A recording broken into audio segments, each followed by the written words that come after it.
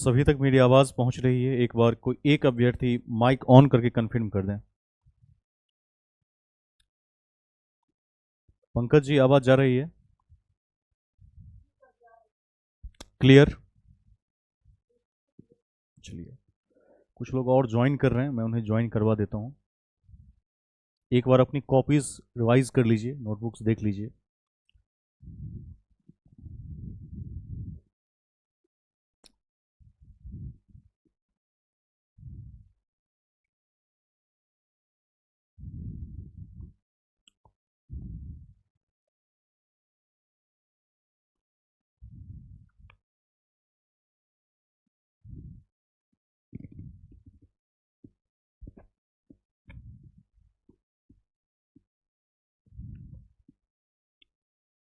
कक्षा की शुरुआत करने की मैं घोषणा करता हूं।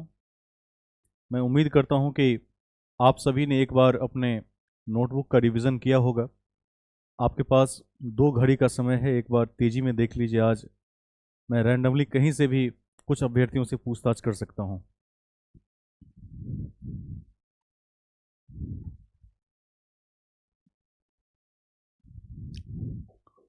उम्मीद है कि सब तैयार होंगे। छोटू जी, आपका पहला क्लास है, वैसे आपने पूर्व में वीडियोस देखे होंगे। एक आध अभ्यर्थी और भी हैं, तो जिनका क्लास छूट गया है तो मैं सोच रहा हूँ कि कुछ दिनों के बाद, यानी 1 सप्ताह के बाद, एक सेशन लेकर उन्हें बेसिक बता दूं कि बीपीएससी का सिलेबस क्या है और उन्हें किस किस खंड का अध्ययन करना चाहिए, और हम अपनी रणनीति उनसे शेयर करेंगे। और उस वीडियो को फिर विभिन्न चैनलों के माध्यम से भी आप तक रिकॉर्डेड मोड में पहुंचा दिया जाएगा। एप्लीकेशन आने के पश्चात ऐप पर वह लाइव लाइव और रिकॉर्डेड में अवेलेबल रहेगी। पूछताछ की घड़ी आरंभ होती है। नेहा जी, वीडियो मोड में आ जाइए। आवाज जा रही है? हाँ। आपसे पहला प्रश्न रहेगा आज। आप बताइए कि ऋग्वैदिक काल की जो अर्थव्यवस्था थी वह किस पर आधारित थी?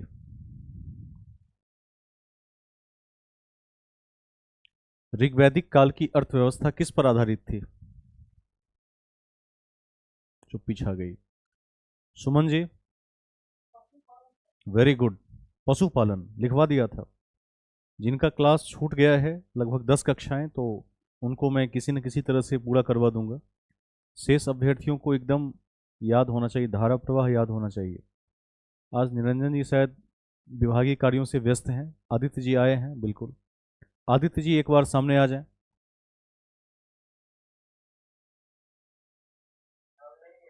हाँ, वीडियो मोड में आ गए। आदित्य जी, आप बताइए कि ऐसा कौन सा उपनिषद है जिसमें सत्यमेव जयते की चर्चा है, और मांडुक्य उपनिषद में किस बात की चर्चा है? कोई जल्दी से बताएं। हाँ, क्या है? पुनर्जन्म? कन्फर्म? हाँ, बताइए। ठीक है। और चतुर आश्रम की चर्चा किस में है? विश्वास के साथ जवाब दीजिए। जाबला उपनिषद। Very good, Jabala. जाबला उपनिषद। पूरे कॉन्फिडेंस में उत्तर दीजिए, संदेह में उत्तर नहीं देना है। आप सही थे। उसके बाद एक अगला प्रश्न रहेगा, ज्योति जी आपसे रहेगा। आप बताएंगे कि श्याम अयस किसे कहते थे? Very good. अगला क्वेश्चन, विनीत जी आए हैं, विनीत कुमार जी, दिख तो रहे हैं? हाँ। विनीत जी, आप बताइए कि लोहे का प्राचीनतम प्रमाण कहां से मिला है? Very good. कब मिला था?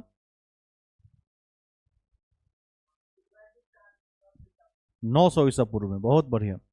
अर्चना जी, आपसे अगला क्वेश्चन रहेगा। वैसे आपने अभी कक्षा से अवकाश लिया था, फिर भी पूछ लेता हूं। आप मुझे बताइए कि आर्कटिक थ्योरी किसने दिया था?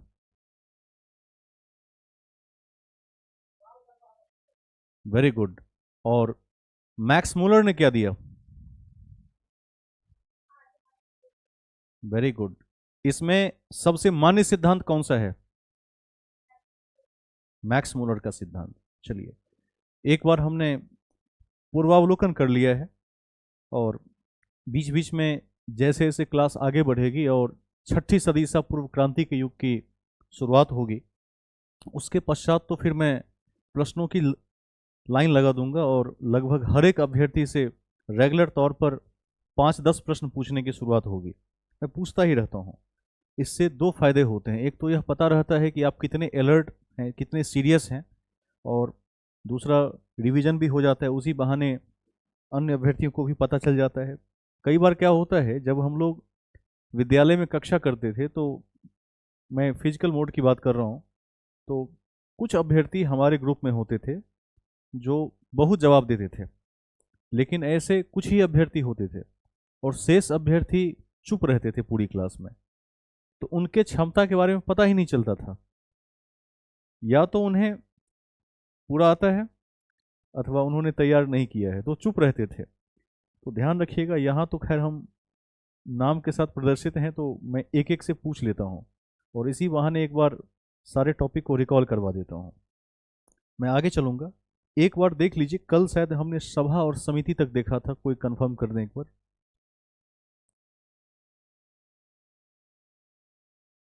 Last point. अच्छा, लास्ट पॉइंट क्या था स्टैटिक जीएस में?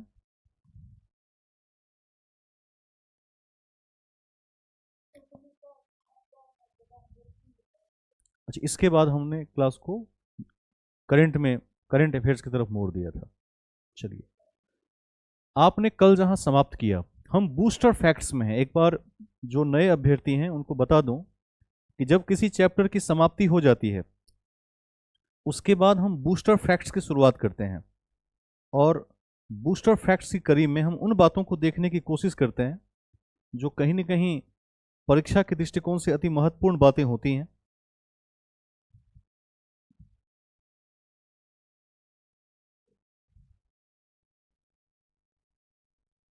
एक बार इसके बैकग्राउंड को थोड़ा चेंज कर देते हैं, कल वाला बैकग्राउंड ला देते हैं, और फिर शुरुआत करेंगे।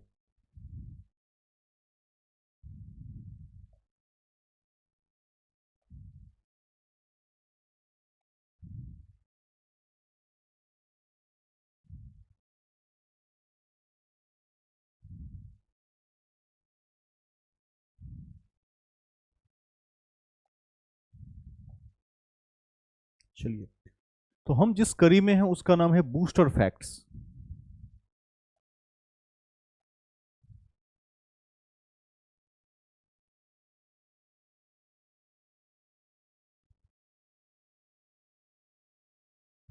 बूस्टर फैक्ट्स, बूस्टर फैक्ट्स में दो तरह की बातें लिखाई जाती हैं। एक ऐसी बात जो कहीं ना कहीं लगता है कि किसी एक टॉपिक में उसका समावेशन नहीं हो सकता, अथवा ऐसी बातें जो बीपीएससी ने बार बार पूछी हैं, या स्टेट पीसीएस के अलावा विभिन्न परीक्षाओं में कुछ ऐसे प्रश्न आते हैं जो अधिक फ्रीक्वेंसी पर पूछे जाते हैं। तो ऐसे तथ्यों को हम बूस्टर फैक्ट्स में समाहित कर लेते हैं। मैं आगे चलूंगा और कल के अगले बिंदु की हम बात करेंगे। आज का टॉपिक लिखिए, उपनिषद। सभी को लिखना है, उपनिषद। उपनिषद दर्शन पर आधारित होते हैं। उपनिषद दर्शन पर आधारित पुस्तकें हैं, ये लिख लीजिए। उपनिषद दर्शन पर आधारित पुस्तकें हैं।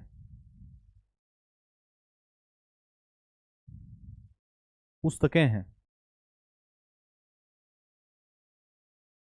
नेक्स्ट पॉइंट लिखिए, आर्यों का, आर्यों का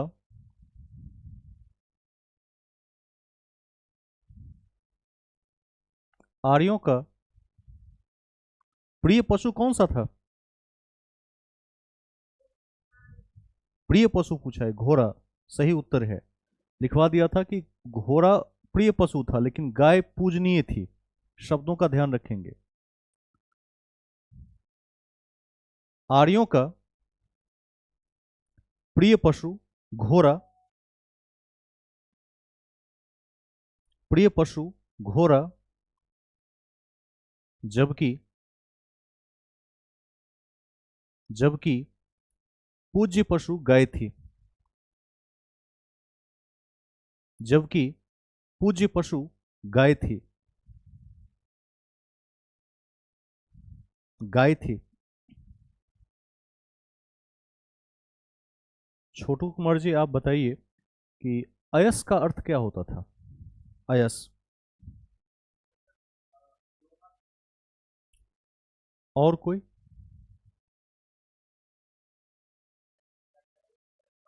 धातु।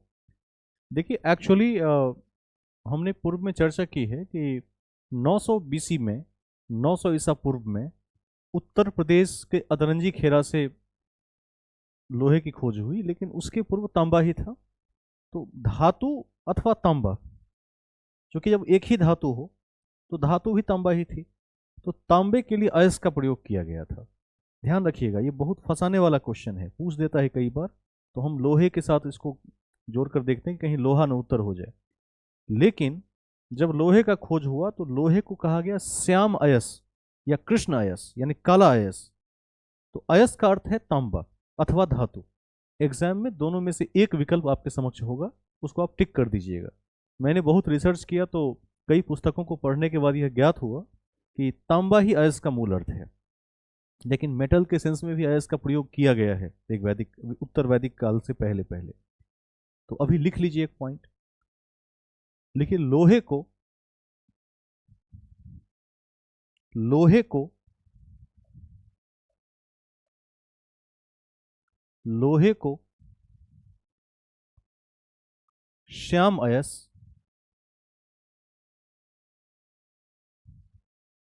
या कृष्ण अयस कहा जाता था। लोहे को श्याम अयस या कृष्ण अयस कहा जाता था।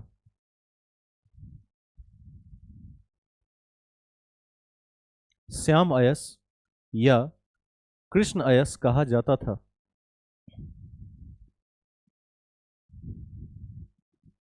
श्याम अयस या कृष्ण अयस कहा जाता था।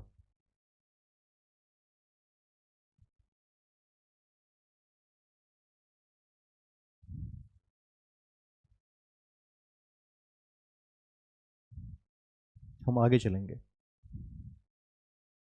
श्याम अयस या कृष्ण अयस कहा जाता था। जैसे पिछली क्लास में हमने चर्चा की कि जो ऋग्वैदिक काल का समाज है वह कृषि पर आधारित नहीं है, पशुपालन पर आधारित है।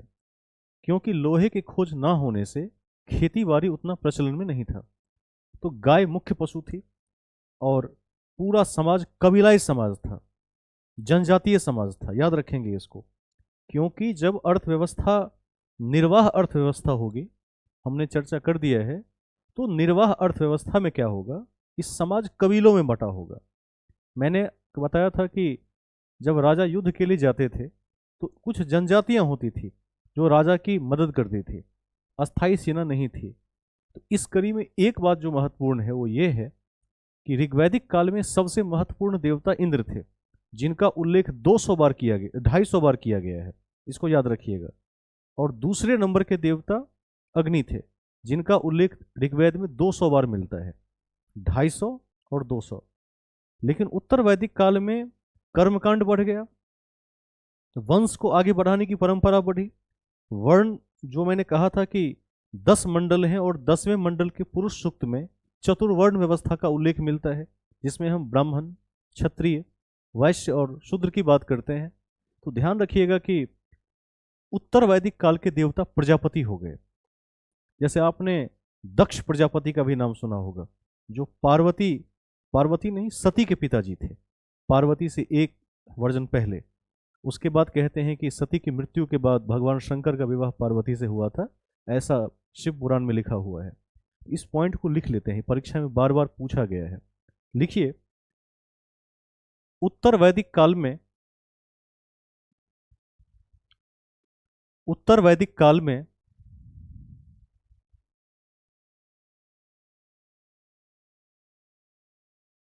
उत्तर वैदिक काल में प्रजापति, उत्तर वैदिक काल में प्रजापति प्रजापति मुख्य देवता हो गए।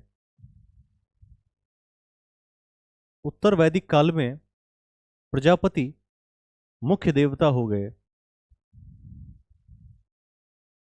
प्रजापति मुख्य देवता हो गए,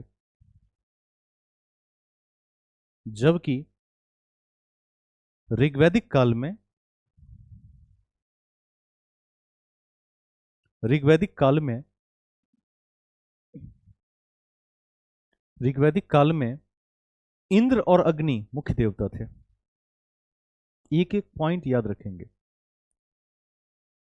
ऋग्वैदिक काल में इंद्र और अग्नि मुख्य देवता थे। इंद्र और अग्नि मुख्य देवता थे, मुख्य देवता थे। राजेश कुमार जी आए हैं आज? आज किसी कारण से अनुपस्थित हैं। हम आगे चलेंगे। अब हम यज्ञ की चर्चा करेंगे, क्योंकि बूस्टर फैक्ट्स है, तो जो प्रश्न हर जगह से छूट रहे हैं अथवा मूल अध्याय में समाहित नहीं हो पाए हैं, उसकी चर्चा यहाँ हो जाएगी। तो यज्ञों की बात करते हैं। मैंने आपको इसके पूर्व में पिछले क्लास में 3-4 मुख्य यज्ञों के बारे में लिखाया था, जैसे अश्वमेध यज्ञ, वाजपेयी यज्ञ, आपको याद होगा। कोई बताएंगे मुझे कि अश्वमेध यज्ञ क्यों करवाते थे?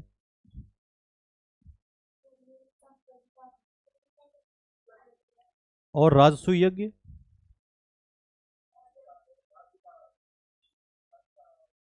राज्याभिषेक के समय, राज्याभिषेक के लिए होता था। तो देखिए, ऋग्वैदिक काल में नियोग प्रथा भी हमने पढ़ी थी। तो एक चीज ध्यान रखिएगा कि ऋग्वैदिक काल में जन्म से वर्ण नहीं होता था। आप देखेंगे कि जो प्रोफेशन चुना गया उसके आधार पर वर्ण तय होते थे। गुरुकुल से निकलने के पश्चात एक व्यक्ति ने यदि तलवार उठा लिया और सेना में ज्वाइन कर लिया तो क्षत्रिय कहलाएगा। यदि यज्ञ इत्यादि के मार्ग को पकड़ लिया अथवा पांडित्य के मार्ग को पकड़ लिया तो ब्राह्मण में काउंट हो जाएगा। लेकिन जाहिर सी बात है कि समाज बिगड़ता ही तब है जब एक पक्ष के पास अधिक अर्थ चला आता है और दूसरे पक्ष के पास कम अर्थ चला आता है। आप कार्ल मार्क्स के थ्योरीज का जब समाजवाद का अध्ययन करेंगे तो इस क्लास स्ट्रगल में कार्ल मार्क्स ने इसी बात की चर्चा की है। तो उत्तर वैदिक काल में जब सभ्यता वर्ण में बट गई तो यज्ञ कर्मकांड के प्रतीक हो गए, दिखावे के प्रतीक हो गए, बलिदान जैसी व्यवस्था यज्ञ में आ गई। और बलि इसीलिए दिया जाता था ताकि कहने के तो ईश्वर को दिया समर्पित है, लेकिन आप समझ पा रहे होंगे कि बैकग्राउंड में क्या था, पृष्ठभूमि में क्या थी, कि मांस खाना है। तो पतन हुआ, इसे हम पतन के रूप में देखते हैं। तो उपनिषद, उपनिषद समझ रहे हैं आप, 108 है, लिखवा दिया था। उपनिषद में यज्ञों की तुलना फूटी हुई नाव से की गई है। फूटी हुई नाव समझ पा रहे हैं, जो डुबा सकता है, जो, पंकज जी, हाँ, आवाज आ रही है? हाँ, ठीक है। उपनिषदों में यज्ञ की तुलना फूटी हुई नाव से की गई है। फूटी नाव का कार्य क्या है? यदि नाव में छेद हो जाए तो आपको बीच सागर में जाकर डुबा सकता है। तो कहा गया, विद्वानों ने कहा कि यज्ञ जो है वो समाज के लिए अहितकर हैं। जिस समाज में यज्ञ और बलिवाद को बढ़ावा मिलेगा वह समाज कहीं न कहीं पतन की ओर जाएगा। तो इससे भी पता चलता है कि जो भोग विलास है वो बढ़ गया था। इसको लिख लीजिए, इस पॉइंट को एक लाइन में लिख लेंगे। लिखिए, उपनिषदों में, उपनिषदों में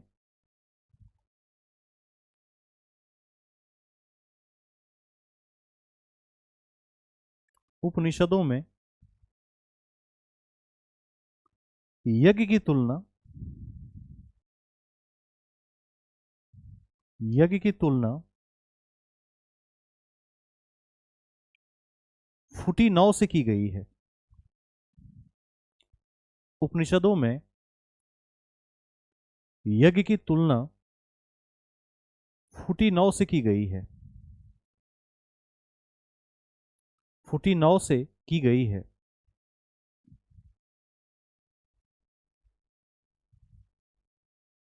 अस्पष्ट हुआ? नेक्स्ट पॉइंट लिखिए।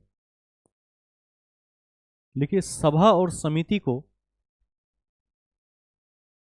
सभा और समिति को, सभा और समिति को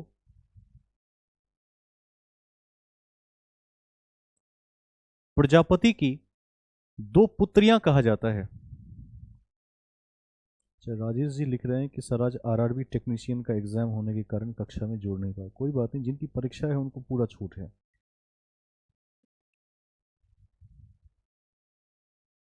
जो कंपीट कर जाते हैं उनके लिए अगले स्टेप के लिए पूरा छूट है।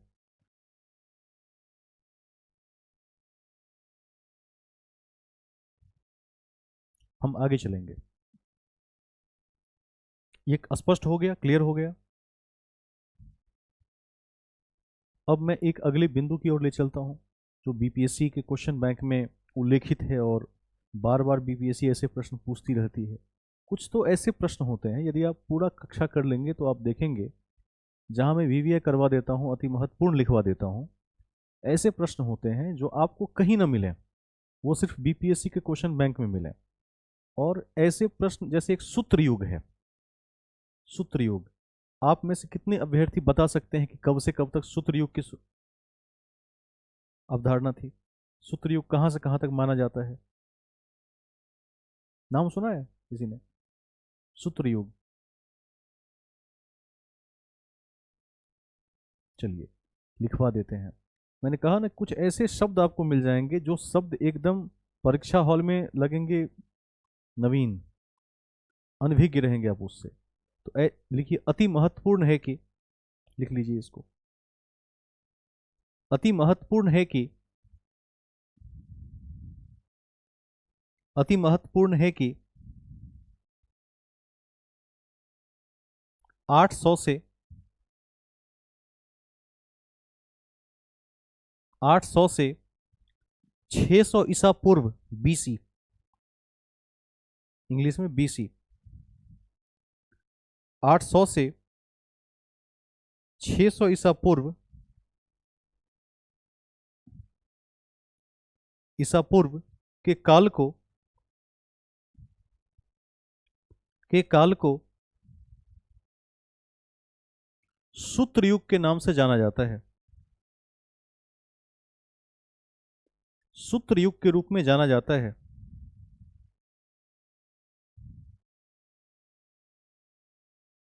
सूत्र युग के रूप में जाना जाता है। थोड़ा इसको इलेबोरेट कर देते हैं क्योंकि समझने योग्य तथ्य है। अब जैसे ऋग्वैदिक काल 1500 से 1000 ईसा पूर्व का है और उत्तर वैदिक काल 1000 से 600 ईसा पूर्व का है, यहां तक किन्हीं को दिक्कत नहीं है।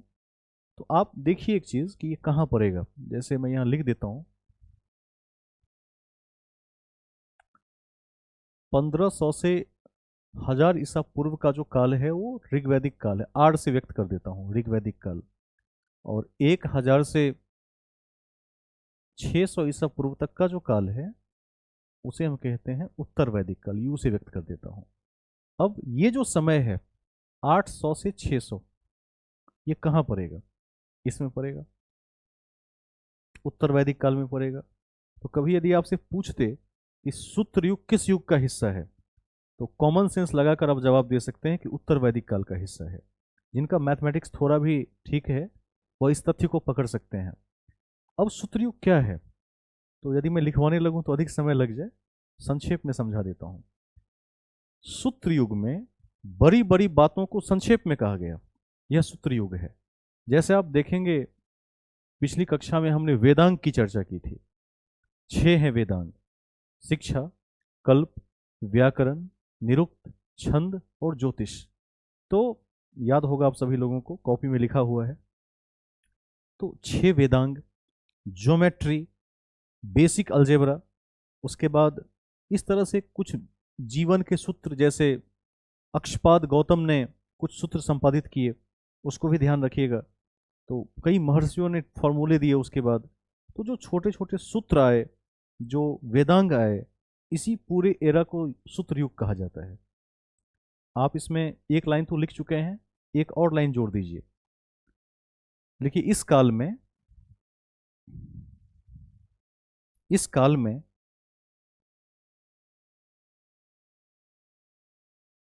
इस काल में वेदांग इस काल में वेदांग कौमा गणितीय सूत्र,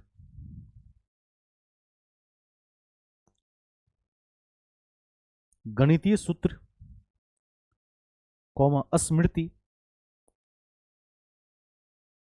स्मृति और श्रुति का संकलन हुआ। श्रुति का संकलन हुआ। श्रुति का संकलन हुआ।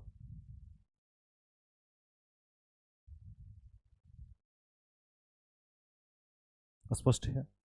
आप कॉन्सेप्ट आपका बिल्ड होता जा रहा है और अब आप मेंस लिखने की स्थिति में आ चुके हैं। यदि इतनी जानकारी है, किसी का हाथ खड़ा है, ज्योति कुमारी जी, आपका हैंड रेज है, कुछ पूछना चाहते हैं क्या आप? हाँ, पूछिए।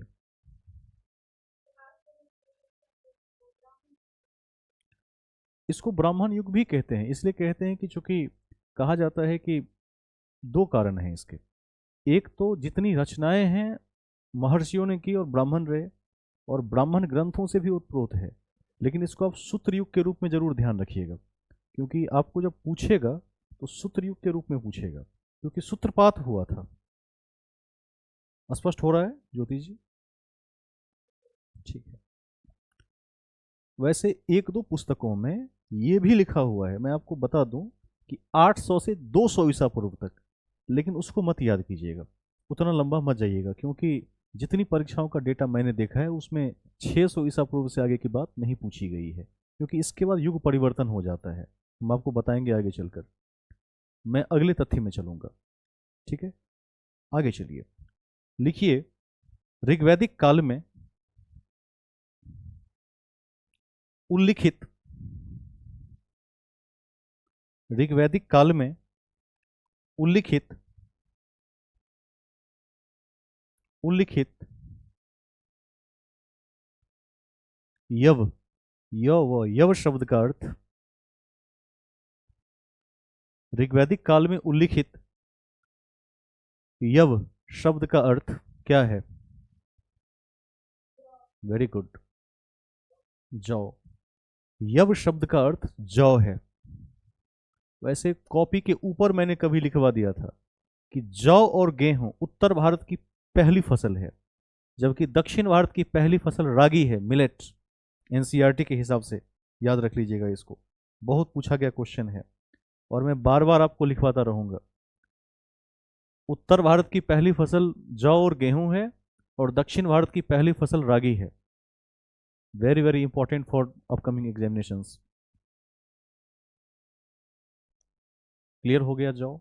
नेक्स्ट पॉइंट, एक ग्रंथ है जिंदावेस्ता, बहुत चर्चित, और एग्जाम में तो खैर पूछा ही जाता है ये। जिंदावेस्ता, इसके बारे में कौन बताएंगे? किस धर्म का, किस देश का ग्रंथ है और क्यों प्रसिद्ध है?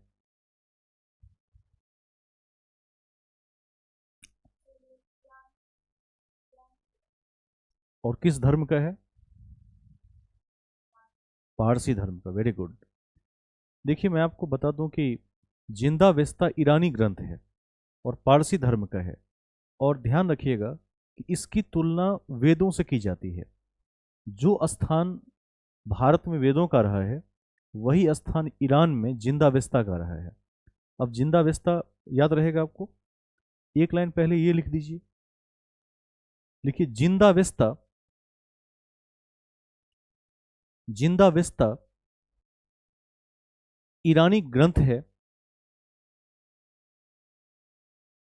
जिंदावेस्ता ईरानी ग्रंथ है। ईरानी ग्रंथ है, ब्रैकेट में पारसी धर्म। जिंदावेस्ता ईरानी ग्रंथ है जिसकी तुलना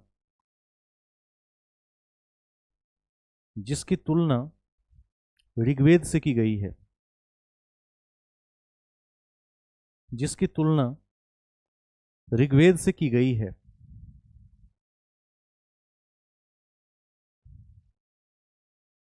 ऋग्वेद से की गई है।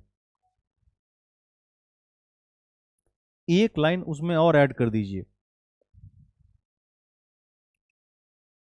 लिखिए मैक्स मूलर, लिखवा दिया था। कौन सा सिद्धांत दिया है, जल्दी बताइए। आर्य मध्य एशिया से आए थे, वेरी गुड। लिखिए मैक्स मूलर ने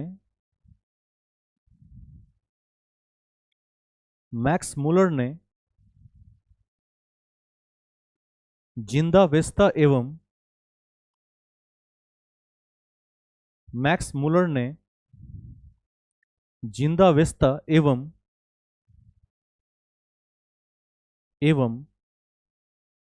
ऋग्वेद में तुलना के आधार पर, on the basis of comparison, तुलना के आधार पर यह बताया कि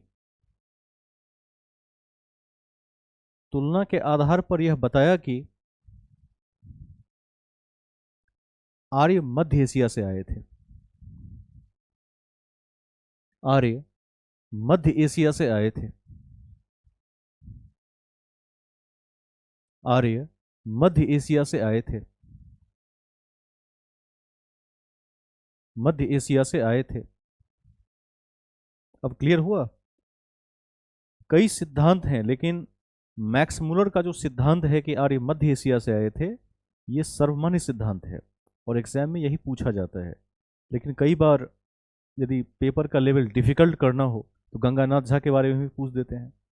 ध्यान रखिएगा, पूछने के लिए तो कुछ भी पूछा जा सकता है। तो गंगानाथ झा के बारे में भी आगे हम चर्चा कर लेंगे कि उन्होंने क्या कहा था। कई बार तिलक के बारे में पूछ देते हैं। तिलक ने कहा था कि आर्य आर्कटिक प्रदेश से आए थे। इसके बाद दयानंद सरस्वती ने क्या कहा था, आर्य तिब्बत से आए थे।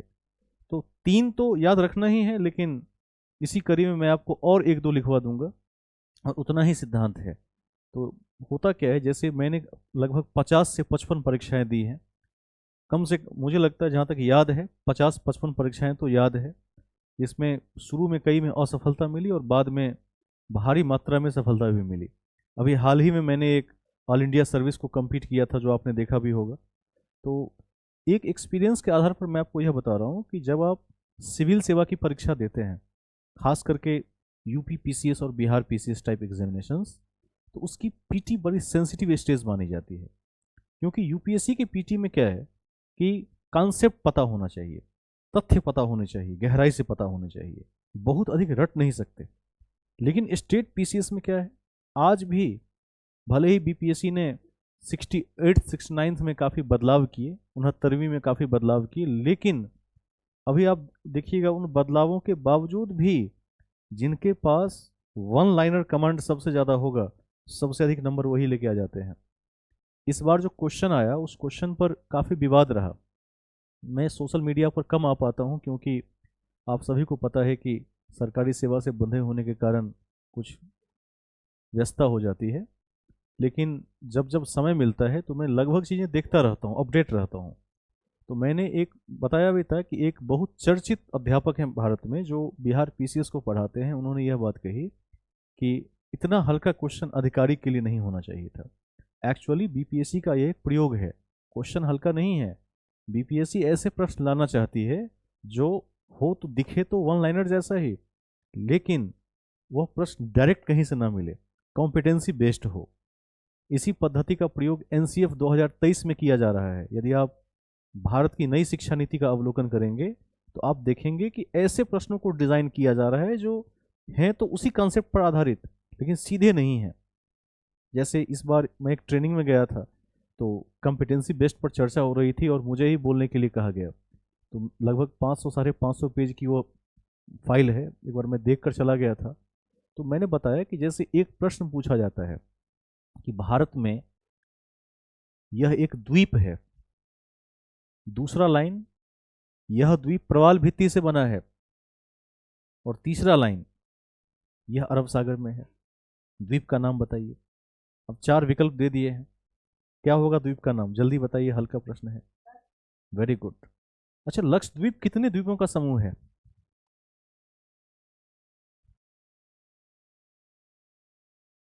37। Very good.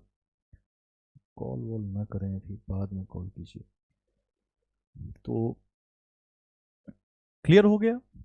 एक प्रारूप मैंने आपको दिखाया है कि किस तरह से उसके संबंध में 3-4 बातें लिख दी जाती हैं और तब जाके आपसे प्रश्न पूछा जाता है। तो बीपीएससी लगी है इसी प्रयास में, लेकिन अभी उतनी सफलता नहीं मिली है, और चूंकि सबके लिए नया है। और 2 तरह के लोग होते हैं, एक तो ऐसे व्यक्ति जिन्होंने खुद बहुत सारा एग्जाम दिया, उनको बहुत पता होता है। जो व्यक्ति सबसे अधिक अखाड़ों में युद्ध लड़ा होगा, उस व्यक्ति के पास दांव पेच के अनुभव उतने ज़्यादा होंगे। यह बहुत सीधी सीधी बात है। तो कई लोग आरोप भी लगा रहे हैं जिन्होंने कम अखाड़े देखे। मैंने लगभग बहुत राज्यों का एग्जाम दिया है और देखा है कि ऐसे प्रश्नों की शुरुआत 2018 के बाद ही हो गई थी कई राज्यों में। आगे चलेंगे तो थोड़ा सा इस अप्रोच को भी डेवलप कीजिएगा। हम मूल बातों में आ जाते हैं। जेंदावेस्ता के बारे में आप जान चुके हैं कि मैक्स मूलर ने ऋग्वेद और जेंदावेस्ता की तुलना के आधार पर यह साबित किया या बताया कि आर्य सेंट्रल एशिया से अर्थात मध्य एशिया से आए थे। नेक्स्ट पॉइंट लिखिए, आर्यों के प्राचीनतम अभिलेख,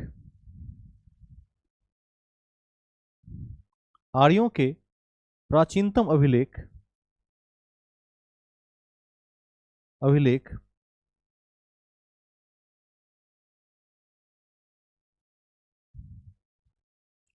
बोगस कोई के अभिलेख हैं। ठीक है, अब जा सकते हैं, 1 मिनट में आ जाते हैं।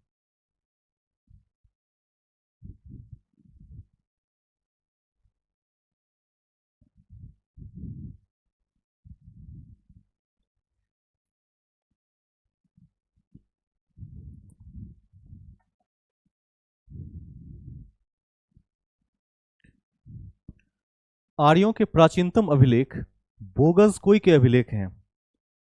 हड़प्पा की सभ्यता की जब हम चर्चा कर रहे थे तो सबसे पहले मैंने आपको बोगस कोई अभिलेख लिखवा दिया था। और ज्योति जी बताइए, इस अभिलेख में मैंने क्या लिखाया था, किस बात की चर्चा है? पीछे आ गई, बहुत समय लग रहा है। अच्छा नहीं, थोड़ा अच्छे से बताइए।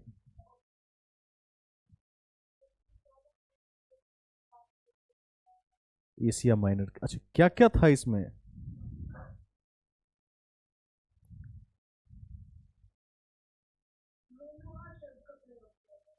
ठीक है।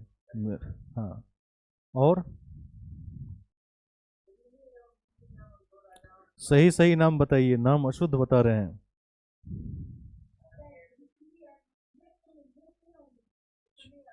याद आ गया, युद्ध की चर्चा थी। एक बार ध्यान रखेंगे, कॉपी को रिवाइज करते रहिए ताकि तथ्य ध्यान में रहे कि ये बातें वहां थीं। यदि इतना याद रह जाएगा तो विकल्प यदि आपके सामने होंगे तो आप बना ही देंगे। मैं आगे चलूंगा। चलिए नेक्स्ट पॉइंट। अब आप एक हेडिंग बना दीजिए, लिखिए आर्यों के, इन्हीं का माइक ऑन है शायद, बंद कर लें। आर्यों के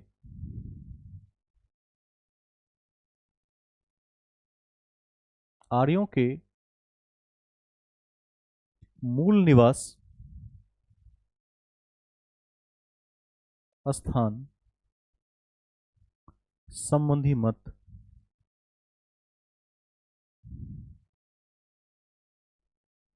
आर्यों के मूल निवास स्थान संबंधी मत।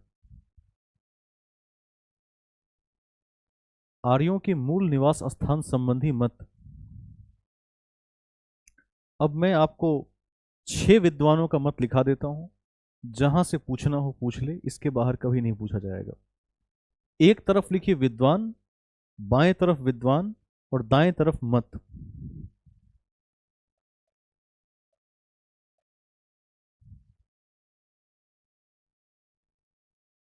विद्वान और एक तरफ मत। मत। नंबर 1 लिखिए विद्वानों में, Max Muller. Max Muller.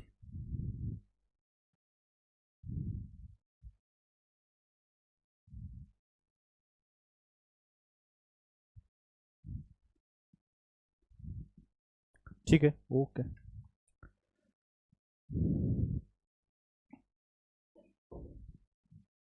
Max Muller.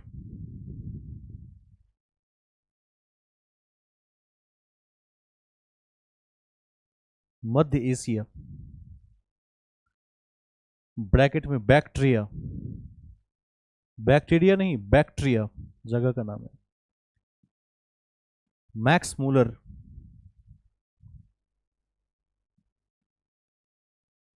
मध्य एशिया, ब्रैकेट में बैक्टीरिया, और कहीं मेंशन कर देंगे सर्वमान्य सिद्धांत। सर्वमान्य सिद्धांत। सर्वमान्य सिद्धांत।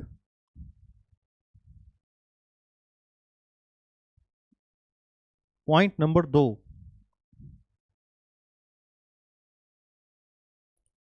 देखिए बाल गंगाधर तिलक। बाल गंगाधर तिलक। बाल गंगाधर तिलक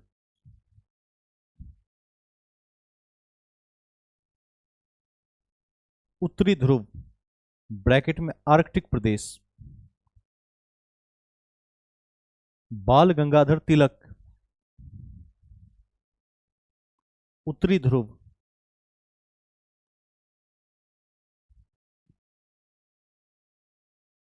उत्तरी ध्रुव, ब्रैकेट में आर्कटिक प्रदेश। आर्कटिक प्रदेश।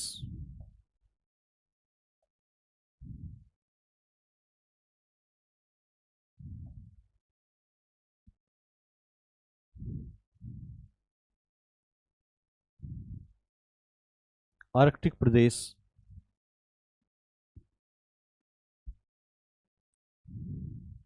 नेक्स्ट तीसरा लिखिए दयानंद सरस्वती। दयानंद सरस्वती।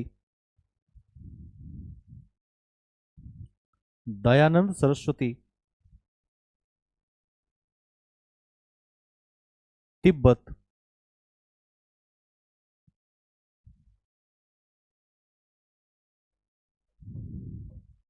तिब्बत। दयानंद सरस्वती तिब्बत। चौथा लिखिए अविनाश चंद्र दास। वेरी वेरी इंपॉर्टेंट कर लीजिए। चौथा अविनाश चंद्र दास। याद रखिए मैंने आपको लिखवा दिया था सप्त सैंधव प्रदेश के बारे में।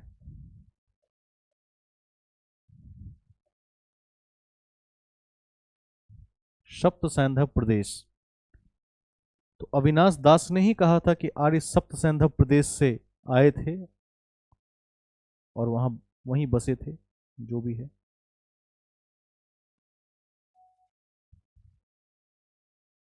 अविनाश चंद्र दास को नहीं भूलेंगे, इनके विषय में पूछा जा चुका है। अच्छा कोई बताइए कि सप्त सैंधव प्रदेश का विस्तार कहां तक था?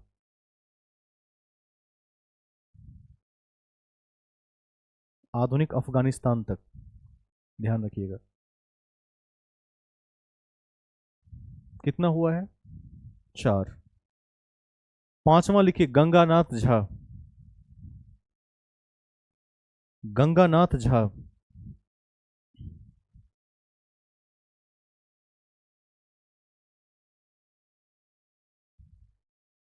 गंगानाथ झा।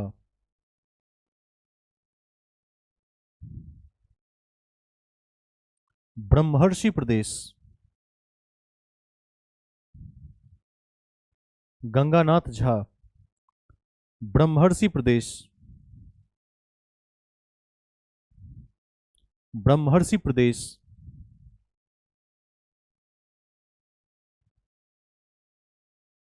एक और लिख लीजिए गार्डन चाइल्ड। ये रूस, ये एक विद्वान है, इसको लिख लीजिए गार्डन चाइल्ड। इन्होंने कहा था कि आर्य दक्षिणी रूस से आए थे।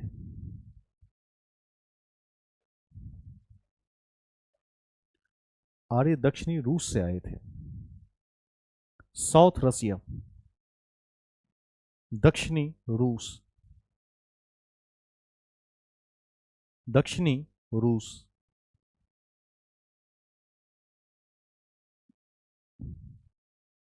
स्पष्ट हुआ। अभी हम अन्य बातों में हैं, बूस्टर फैक्ट्स में हैं। तो इस कड़ी में हम उन सभी पॉइंट्स को समेटने की अंतिम कोशिश कर रहे हैं जो मूल अध्याय में कहीं न कहीं एडजस्ट नहीं हो पाए। तो वहाँ हमने आपको 3 सिद्धांत लिखवा दिया था, जिसमें दयानंद सरस्वती का सिद्धांत, तिलक का सिद्धांत और मैक्स मूलर तो था ही जो मूल सिद्धांत है। आज हमने 6 सिद्धांत लिख लिए और लगभग हम उस स्थिति में हैं कि यदि कोई एक सिद्धांत किसी भी परीक्षा में पूछा जाता है और आपके पास थोड़ा रिवीजन पावर है तो आप जवाब दे ही देंगे, दिक्कत नहीं होगी। अब हम चलेंगे आगे। अगला पॉइंट स्टार देकर लिखिए नीचे, लिखिए ऋग्वैदिक काल में कोई माइक, आदित्य जी कुछ कहना चाहते हैं?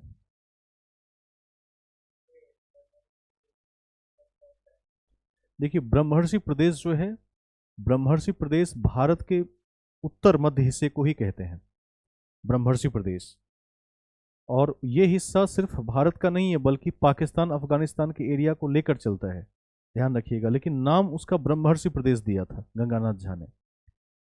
वैसे ध्यान रखिएगा कि कई चीज़ों के पुख्ता प्रमाण भी नहीं मिले हैं, इसीलिए बाद में मैक्स मूलर के सिद्धांत और जिंदावस्था के तुलना के आधार पर ही ये कहा जाता है कि आर्य मध्य एशिया से आए थे।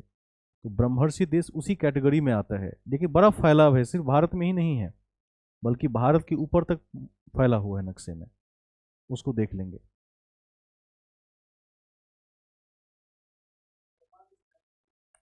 सर्वमान्य मैक्स मूलर का सिद्धांत है। मैक्स मूलर का, मैक्स मूलर का इसलिए सर्वमान्य है कि उसके पूरे सबूत मिले हुए हैं, इसको ध्यान रख लेंगे। एक पॉइंट लिख लीजिए और लिखिए ऋग्वैदिक काल में, ऋग्वैदिक काल में राज्य का मूल आधार परिवार था।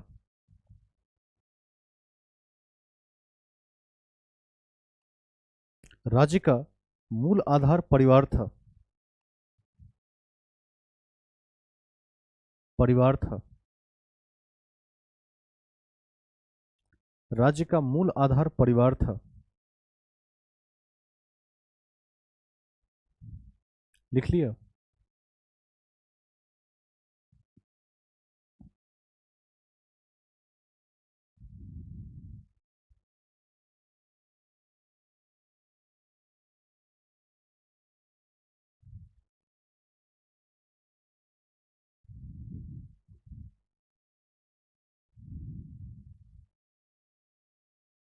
जब हम 6ठी सदी ईसा पूर्व क्रांति का युग पढ़ेंगे तो वहाँ आप 16 महाजनपदों की व्याख्या के विषय में पढ़ेंगे, जिसमें काशी, कौशल, अंग, मगध, वृज्य, मल्ल, चेदी, वत्स, कुरु, पांचाल, मत्स्य, सूरसेन, अश्मक, अवंती, गांधार और कंबोज आते हैं।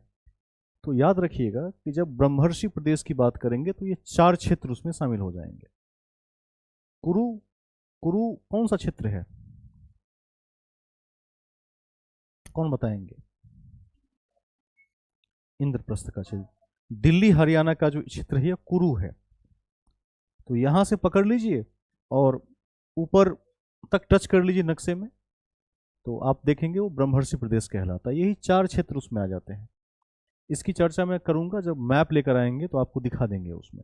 फिलहाल के लिए याद रख लीजिए कि गंगानाथ झा ने ब्रह्मर्षि प्रदेश की बात की थी। सबसे मानी मैक्स मुलर को याद रखिएगा, वही ज्यादा बार पूछा जाता है। हम आगे चलेंगे। हमने एक पॉइंट लिख लिया है कि ऋग्वैदिक काल में राज्य का मुख्य आधार क्या था? परिवार था। नेक्स्ट पॉइंट लिखिए, परिवार के मुखिया को क्या कहते थे? कुलप। सही उत्तर है। परिवार का जो मुखिया था उसे कहा जाता था कुलप या कुलप।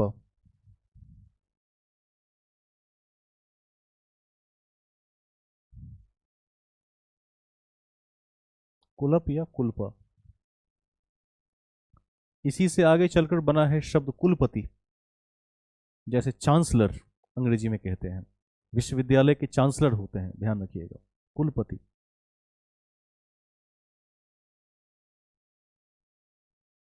स्पष्ट हुआ?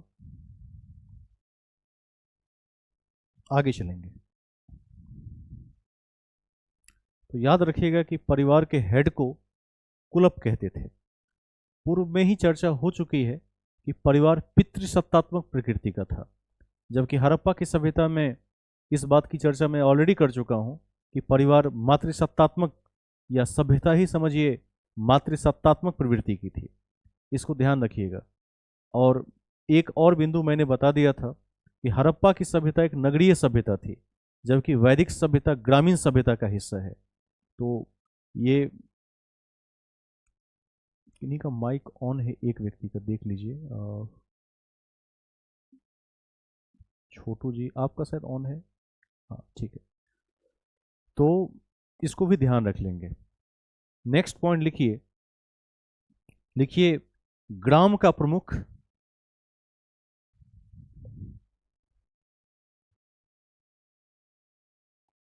ग्राम का प्रमुख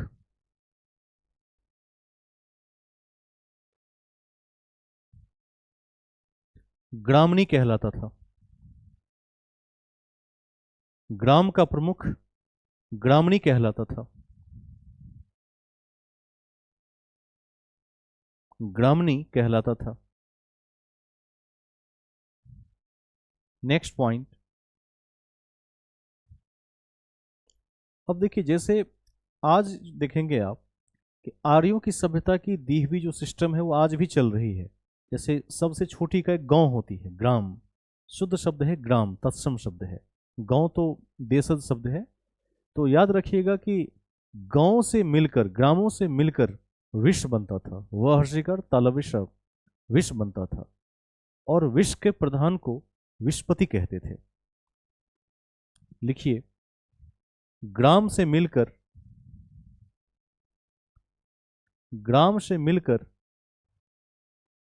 विश्व बनता था। विश्व बनता था।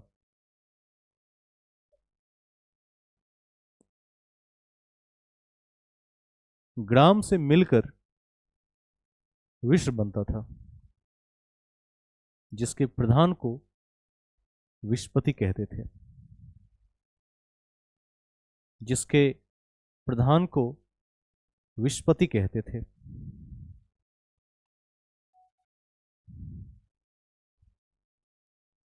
क्लियर हो गया? हमने जाना कि राज्य की मुख्य इकाई परिवार थी। परिवार का मुखिया कुलप होता था। एक एक तथ्य ध्यान रखिएगा, विभिन्न परीक्षाओं में पूछा गया है। उसके पश्चात ग्राम से मिलकर विश्व बनता था। विश्व के प्रधान को विश्वपति कहते थे, और विश्व से मिलकर जन बनता था। जो शासन की सर्वोच्च इकाई थी। तो लिख लीजिए, लिखिए, विष से, वह हर्षिकार तालविश, विष से जन बनता था, जन जन, विष से जन बनता था, जो शासन की सर्वोच्च इकाई थी, जो शासन की सर्वोच्च इकाई थी। विष से जन बनता था, जो शासन की सर्वोच्च इकाई थी। आप देखेंगे कि राजा के लिए जन सगोपा शब्द का भी प्रयोग किया गया है। याद है कि भूल गए? कितने लोगों को याद है? एक बार हैंड रेज करें। जन सगोपा।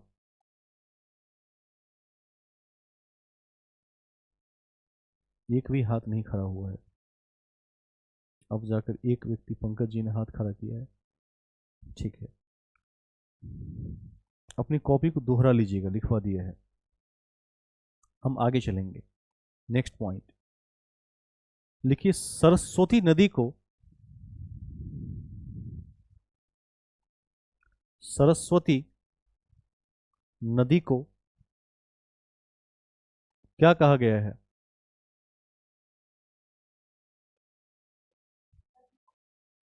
नदी तमा कहा गया है।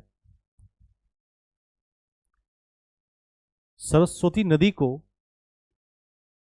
नदी तमा कहा गया है,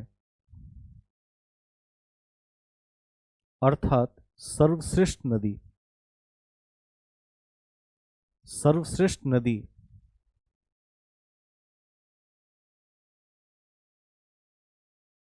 अब एक क्वेश्चन पूछ लिया जाए। राघव जी बताइए, आपकी हड़प्पा वैदिक संस्कृति में, ऋग्वैदिक काल में सबसे अधिक बार किस नदी की चर्चा है?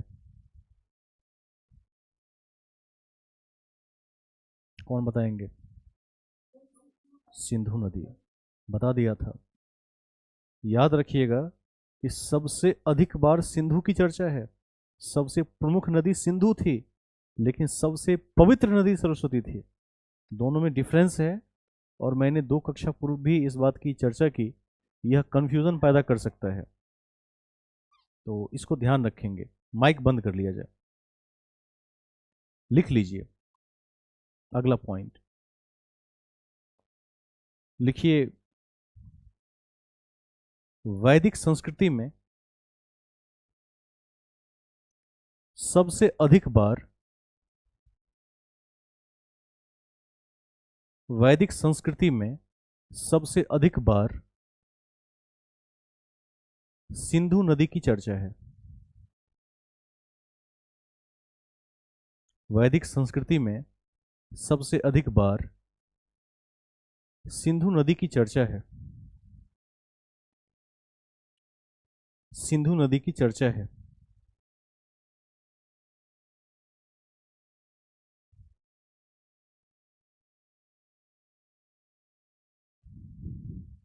अगला बिंदु,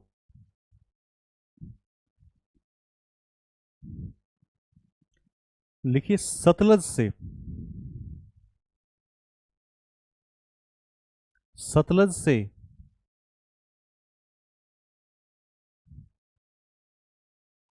सतलज से यमुना तक के क्षेत्र को डैश कहते हैं। क्या कहते हैं? सतलज से यमुना तक के क्षेत्र को क्या कहते हैं?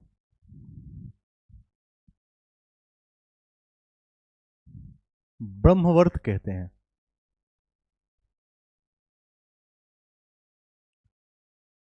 सतलज से यमुना तक के क्षेत्र को ब्रह्मवर्त कहते हैं।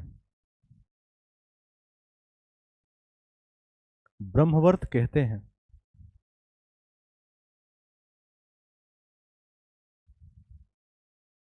स्पष्ट हुआ? अब जैसे मैंने कल आपसे बताया भी था कि सिंधु घाटी की सभ्यता की सीमा हमने याद कर ली है। जैसे पूरब में हिंड नदी के पास आलमगीरपुर उत्तर प्रदेश, पश्चिम में सुतकांगेडोर, उत्तर में जम्मू कश्मीर मांडा, और दक्षिण में दैमाबाद महाराष्ट्र कॉपर कैपिटल के नाम से विख्यात है। तो आज हम वैदिक काल की जो सीमाएं हैं उस सीमा को लिख लेंगे। वैसे वैदिक काल की सीमा कम जगहों पर पूछी गई है, लेकिन यदि किसी परीक्षा में प्रश्न आ जाता है तो आप उत्तर देने की स्थिति में होंगे यदि आप इस तथ्य को देख लेते हैं। लिख लीजिए। लिखिए, ऋग्वैदिक आर्यों की ऋग्वैदिक आर्यों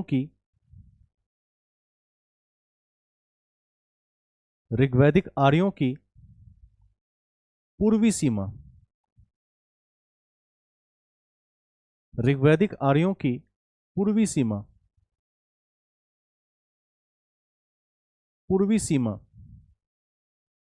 तिब्बत एवं हिमालय, तीर का चिन्ह देकर तिब्बत एवं हिमालय थी। इससे एक आइडिया रहेगा जब हम छठी सदी से पूर्व में महाजनपदों के उदय के विषय में चर्चा करेंगे तो आपको दिखेगा कि आखिर महाजनपदों का इतिहास कहाँ से आरंभ होता है। तो लिख लिया आपने, पूर्वी सीमा तिब्बत एवं हिमालय तक थी, पूर्व के छोर पर। नीचे लिखिए पश्चिमी, तीर का चिन्ह देकर लिखिए अफगानिस्तान, पश्चिमी अफगानिस्तान।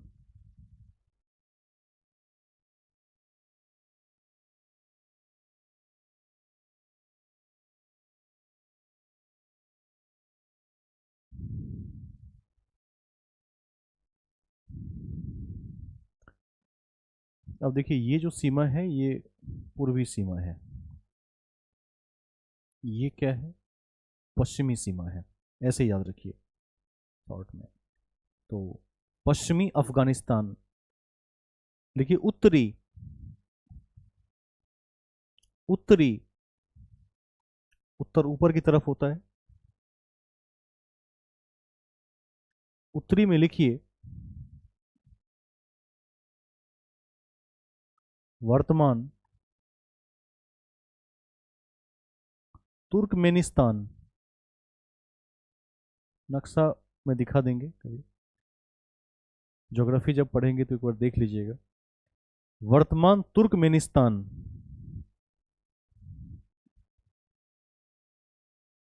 वर्तमान तुर्कमेनिस्तान। और दक्षिणी लिखिए अरावली की पहाड़ी तक। अरावली कहां पर है, राजस्थान में, सबको याद होगा।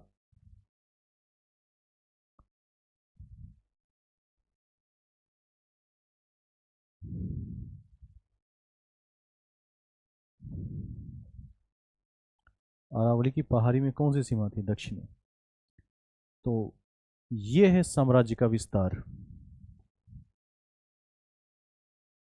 ऐसे ये वैदिक सभ्यता के चतुष्कोण है।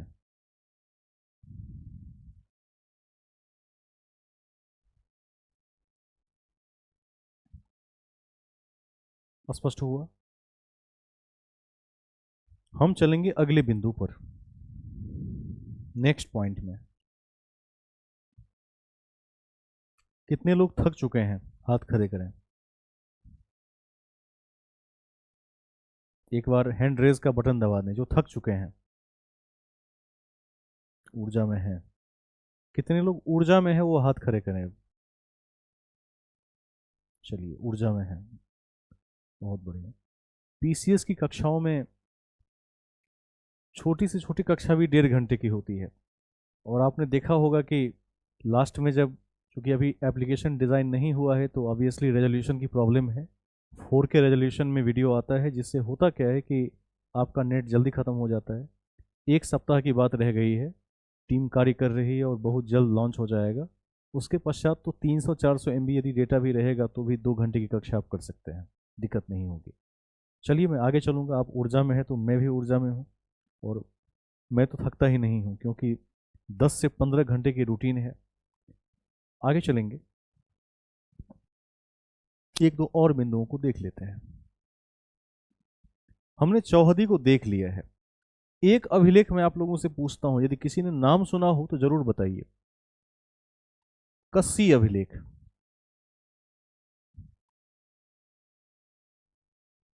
कस्सी अभिलेख। आपने कई अभिलेखों के नाम सुने होंगे, इसका नाम कितने लोगों ने सुना है? महत्वपूर्ण है, लिखिए कस्सी अभिलेख और ब्रैकेट में 1600 ईसा पूर्व।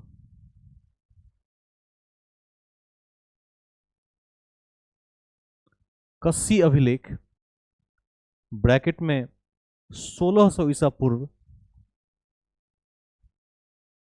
1600 ईसा पूर्व से यह ज्ञात होता है कि कस्सी अभिलेख से यह ज्ञात होता है कि यह ज्ञात होता है कि यह ज्ञात होता है कि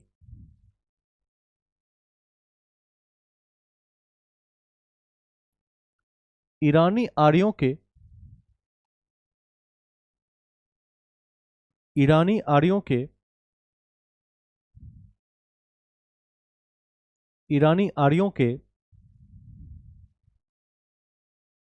एक शाखा का आगमन भारत में हुआ था। ईरानी आर्यों के एक शाखा का आगमन भारत में हुआ था। एक शाखा का आगमन भारत में हुआ था।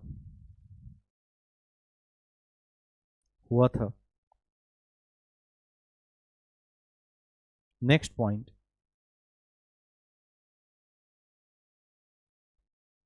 लिखिए वैदिक काल में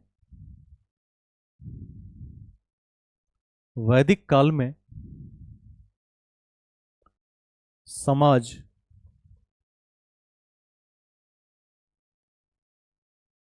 वैदिक काल में समाज 3 वर्गों में विभक्त था।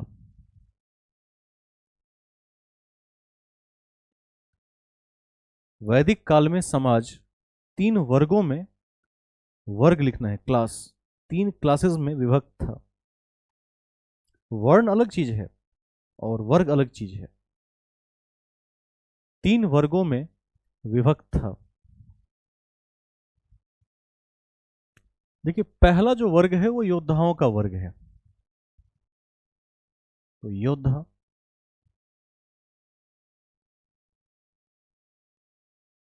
पुरोहित, योद्धा, पुरोहित,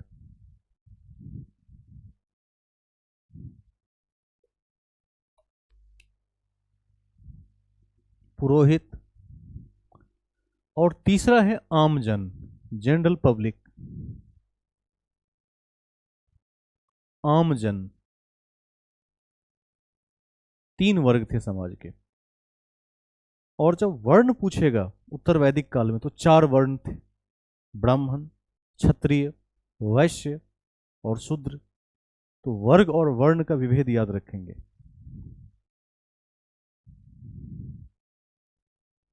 अब यहां वर्ग और वर्ण से जुड़ी हुई एक महत्वपूर्ण बात आप सभी को बता देता हूं। कहते हैं कि जो वर्ण शब्द बना है, वर्ण, वर्ण का अर्थ क्या होता है? कौन बताएंगे? कास्ट, कास्ट तो होता है, लेकिन मूल रूप से वर्ण का अर्थ क्या है? वर्ण जो उत्पत्ति हुई है, पहचान, मूल। वर्ण शब्द का अर्थ होता है कलर, रंग। आ रही बात समझ में? वर्ण का मूल अर्थ रंग होता है। जैसे हम कहते हैं लाल वर्ण, लाल रंग, श्याम वर्ण, श्याम रंग। अब देखिए वर्ण किस तरह से कास्ट में बदला है, इसके इतिहास पर 2 शब्द मैं रख देता हूं। आप अमेरिका में देखिए, एक मार्टिन लूथर किंग जूनियर नाम के प्रसिद्ध लेखक हुए अंग्रेजी में, जिन्होंने अपने एक किताब में अमेरिका के व्हाइट्स एंड ब्लैक्स की चर्चा की है। ध्यान रखिएगा, I have a dream chapter का हिस्सा है, मेरा एक सपना है। उसमें उन्होंने लिखा है कि पहले जो अमेरिका बसा, अमेरिका के बसने के बाद बहुत लंबे अरसे तक वहाँ व्हाइट्स और ब्लैक्स के बीच गहरा विभेद रहा। एक्चुअली जो व्हाइट्स थे उन्हें गोरा कह सकते हैं हिंदी में, और ब्लैक्स मीन्स काले लोग। तो धीरे धीरे वर्ण जातियों में तब्दील हो गया, और जो काले लोग रहे, दे वर कॉल्ड ब्लैक्स, उन्हें निम्न तबका माना गया और व्हाइट्स को उच्च तबका माना गया। जब अंग्रेज भारत आए तो ब्रिटिशर्स ने स्वयं को व्हाइट्स कहा, भारतीयों को ब्लैक्स कहा, रंग के आधार पर, वर्ण के आधार पर। तो कहते हैं कि ऋग्वैदिक काल में भी, उत्तर वैदिक काल की जब शुरुआत हुई ऋग्वैदिक काल के पश्चात, तो आरंभ में वर्ण शब्द जो था वो कहीं न कहीं चेहरे के रंग का ही द्योतक था।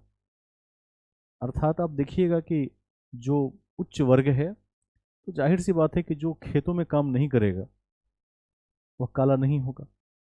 जो मजदूरी करेगा, खेतों में कार्य करेगा, हार्ड वर्क वाले कार्य को करेगा, तो निश्चित रूप से वह काला हो ही जाता है। आज ऐसा नहीं होता है क्या? आज भी ऐसा होता है क्या? सभी लोग इससे, आज भी होता है। तो उस समय में भी जब वर्ण व्यवस्था बनी तो जो कठिन कार्य था वो निम्न तबकों को पकड़ा दिया गया। बाद में यह जो वर्ण था यह रंग के हिसाब से जाति का आधार भी हो गया था, लेकिन कालांतर में पेशे ने इसका रूप ले लिया और फिर पेशे से वर्ण तय किया जाने लगा। तो वर्ण का जो मूल अर्थ है वो रंग से है। काले और गोरे रंग को ध्यान रखिएगा। बाद में इसी रंग के भेद ने, आप रंग भेद पढ़ते भी हैं, डिस्क्रिमिनेशन, तो इसी रंग भेद ने बाद में सामाजिक वर्गीकरण का हिस्सा लिया, विभेदीकरण का हिस्सा रूप पकड़ लिया, और बाद में जातियों की स्थापना हो गई। और फिर लंबे अरसे तक यदि कोई जाति बनी रह जाती है तो फिर क्या होता है कि रंग रूप सब कुछ अलग अलग होने लगता है। तो इसको लिख लीजिए। लिखिए, आरंभ में आरंभ में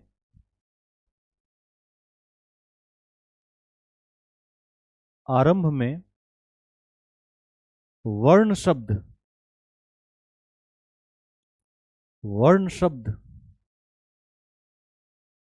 रंग का व्यंजक था। आरंभ में वर्ण शब्द रंग का व्यंजक था,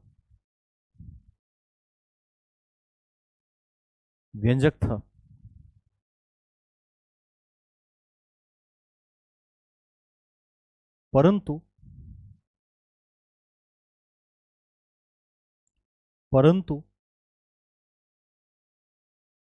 कालांतर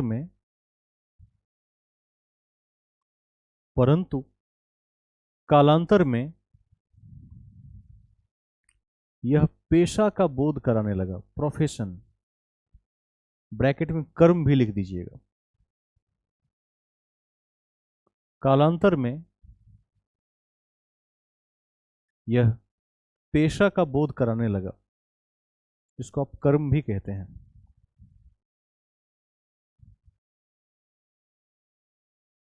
अब एक बात इस कड़ी में ध्यान रखिएगा कि ऋग्वैदिक काल में पेशा बदल गया तो वर्ण बदल गया। चतुर्वर्ण थे, ब्राह्मण, क्षत्रिय, वैश्य और शूद्र। तो यदि किसी व्यक्ति ने पेशा बदल लिया, जैसे कोई शूद्र है, सेवा का कार्य कर रहा है, और उसने यज्ञ वगैरह में भाग लिया, मंत्रोच्चार, पांडित्य, इस सब प्रोफेशन को पकड़ लिया, तो वह ब्राह्मण भी हो सकता था। लेकिन उत्तर वैदिक काल में यह संभव नहीं था। जातियां लॉक कर दी गई थी, उसके बाद वंशानुगत हो गई थी। लिख लीजिए, लिखिए, ऋग्वैदिक काल में पेशा परिवर्तन के साथ ऋग्वैदिक काल में पेशा परिवर्तन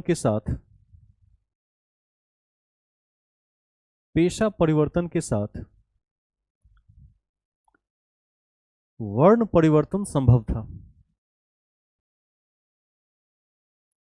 वर्ण परिवर्तन संभव था, लेकिन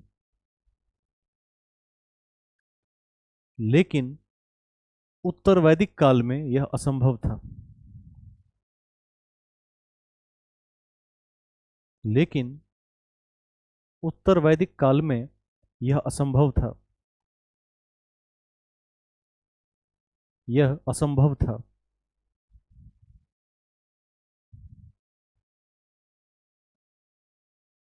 अब मैं आपको एक पंक्ति सुनाता हूं जो कहीं उद्धृत मिला है।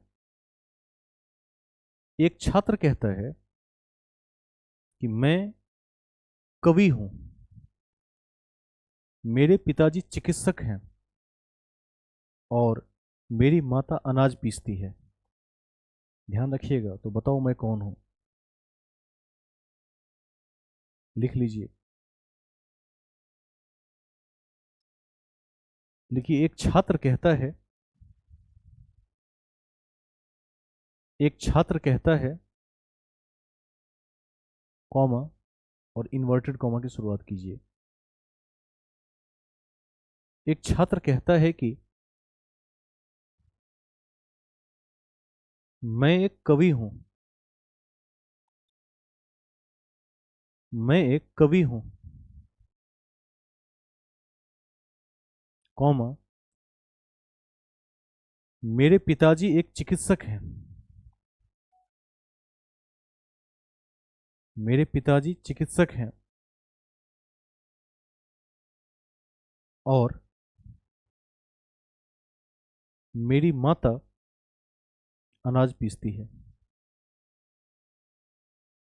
और मेरी माता अनाज पीसती है।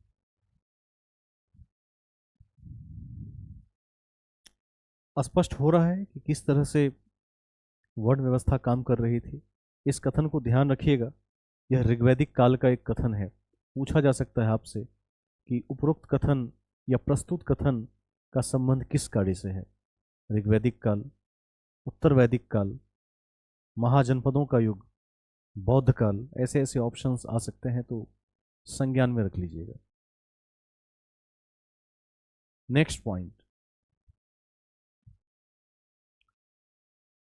लिखिए, खेत, तीर का चिन्ह, क्षेत्र।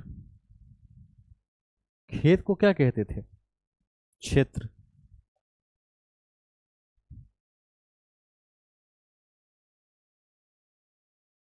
खेत, क्षेत्र। हल को कहते थे लांगल। खेत को क्षेत्र और हल को लांगल। स्पष्ट हुआ? अब जैसे अभी हमने चर्चा भी की है कि श्याम अयस का मतलब था लोहा।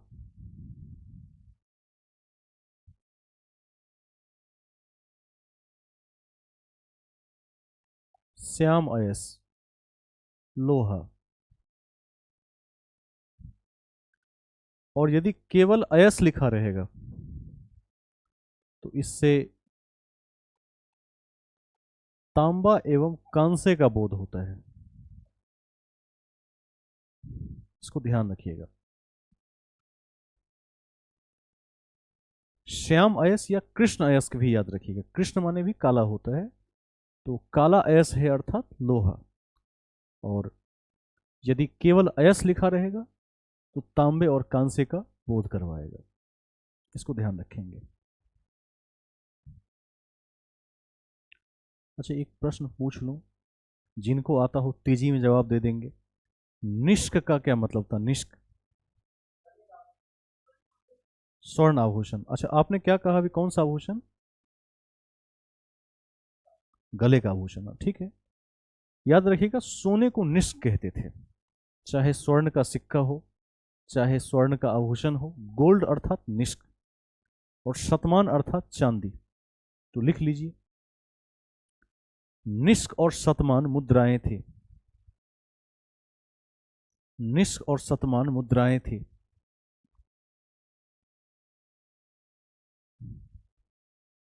निष्क और शतमान मुद्राएं थी।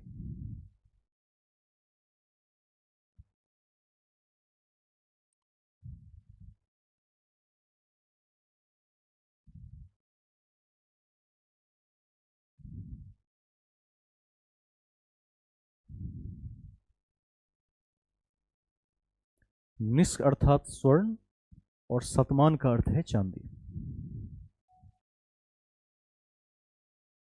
ध्यान रख लेंगे इसको।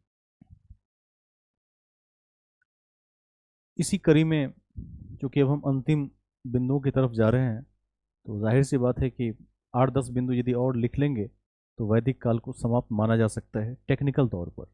वैसे जीएस की क्लास कभी समाप्त नहीं होती है। एक एक टॉपिक इतना विस्तारित हो सकता है कि उस पर पीएचडी भी किया जा सकता है, लेकिन परीक्षा की अपनी एक सीमा है और हम हर एक टॉपिक को एक टेक्निकल अंत देने का प्रयास करते हैं। तो इस कड़ी में आप अगला बिंदु लिखिए। नेक्स्ट पॉइंट देखिए, वेदांग। वेदांग कितने हैं? 6 हैं। पूर्व में लिखवा दिया है, फिर से लिख लीजिए। पहला है शिक्षा, कल्प, व्याकरण,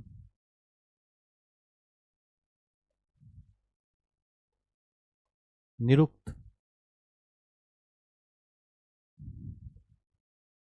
छंद, ज्योतिष।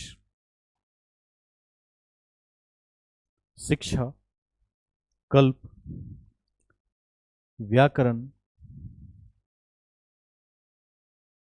निरुक्त, छंद और ज्योतिष।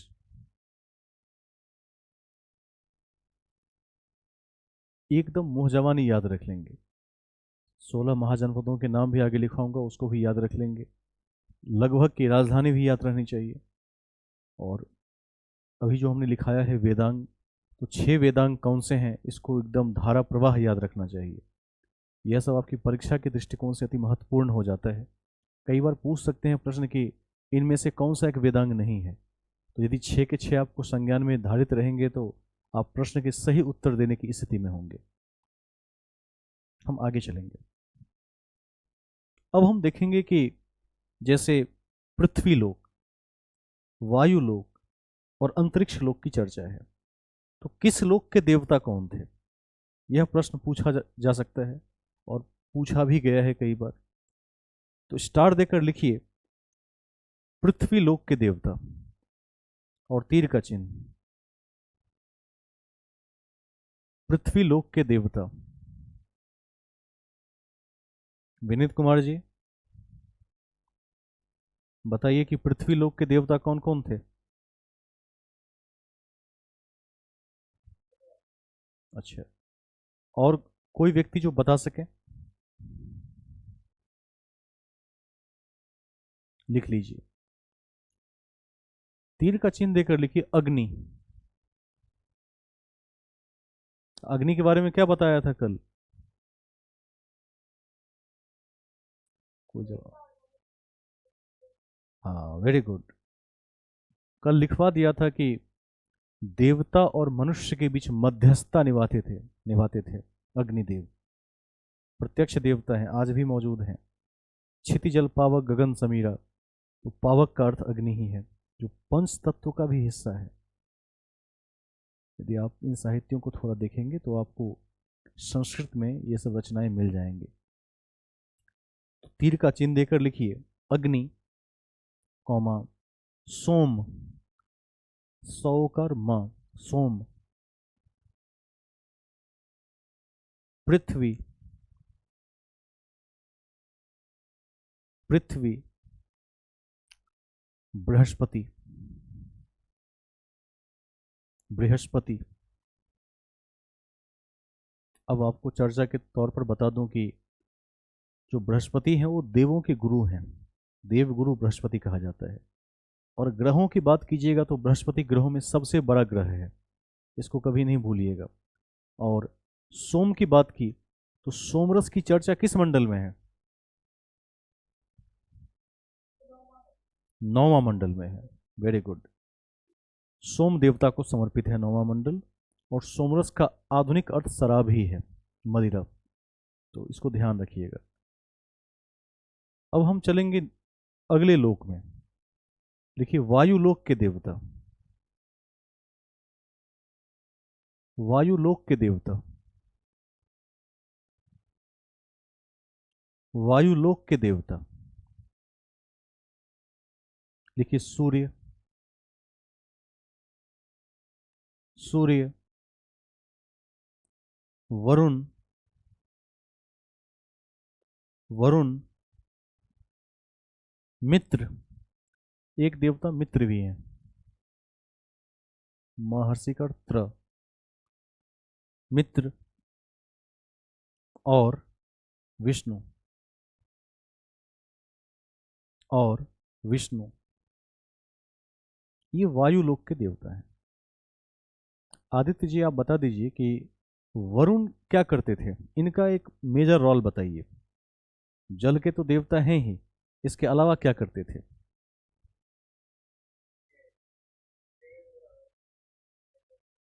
Very good. यह देवताओं और असुरों के बीच झगड़े का फैसला किया करते थे, सुलह करवाया करते थे। तो इस तथ्य को बिल्कुल याद रखेंगे, जिनका छूट गया है उन तक ये पहुंचा दिया जाएगा। वरुण देव। तीसरा लिखिए, अंतरिक्ष लोक के देवता, अंतरिक्ष लोक के देवता,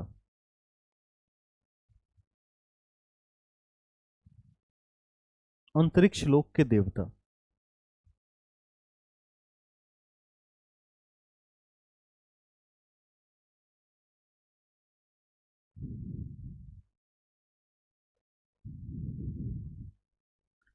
लिखिए इंद्र एवं मारुत, इंद्र एवं मारुत, मारुत, मारुत 49 पवन के मालिक हैं, ध्यान रखेंगे।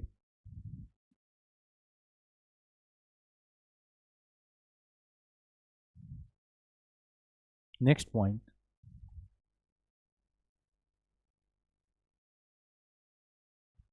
नेक्स्ट पॉइंट लिखिए, ऋग्वैदिक काल में, ऋग्वैदिक काल में, ऋग्वैदिक काल में धर्म का मुख्य उद्देश्य, धर्म का मुख्य उद्देश्य, धर्म का मुख्य उद्देश्य इहलौकिक, इहलौकिक एवं मानवीय था।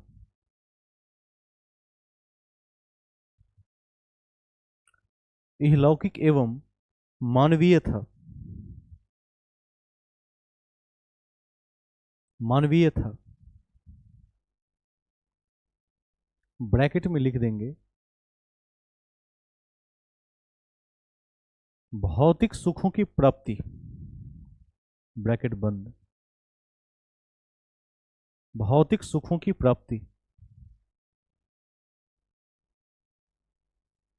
भौतिक सुखों की प्राप्ति।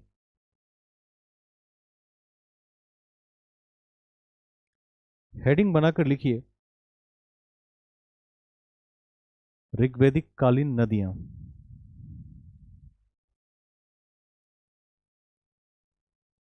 ऋग्वैदिक कालीन नदियां,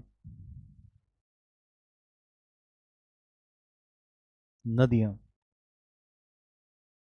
इसे हम अगली कक्षा में देखने का प्रयास करेंगे, अर्थात कल संध्या में 7:20 से जैसे नित्य आपकी क्लास होती है, उसमें हम इसे देखेंगे। और आज जैसे प्रत्येक दिन मैं कहता हूं कि कक्षा के बाद करंट अफेयर्स का जो अति महत्वपूर्ण खंड है, जो आपके लिए सबसे चुनौतीपूर्ण खंडों में से एक है, उसकी शुरुआत हम करते हैं, जिसमें हम 2023 के करंट अफेयर्स से शुरुआत करते हुए और आगे बढ़ते हैं। चूँकि 2 साल का करंट यदि आपके हाथ में होगा 23-24, और यदि 25 का भी कुछ हाथ में होगा लगभग 2.5 साल का, 3 साल का, तो मैं समझता हूँ कि किसी भी परीक्षा में आप टॉप करने की स्थिति में होते हैं। इस कड़ी में जनवरी और फरवरी का करंट अफेयर्स मैंने लिखवा दिया था, और आज मार्च में जो कुछ 8-10 बिंदु रह गए, हम उनकी चर्चा के साथ ही क्लास को समाप्त करने वाले हैं। तो आप मार्च वाले सेक्शन में चले जाएंगे, जहां आपने लास्ट में छोड़ दिया था, अंतिम टॉपिक पर छोड़ दिया था, और मुझे बता देंगे एक बार कि अंतिम बिंदु मैंने आपको क्या लिखवाया था। करंट अफेयर्स मार्च 2023।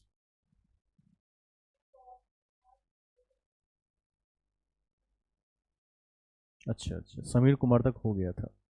Very good. ठीक है।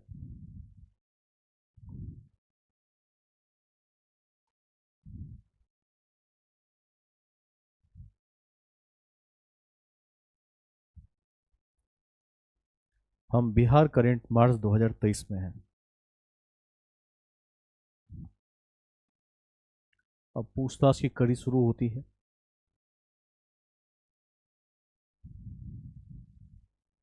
पंकज जी बताइए कि बिहार में कितने जगहों पर आरओबी बनाने की बात चल रही है।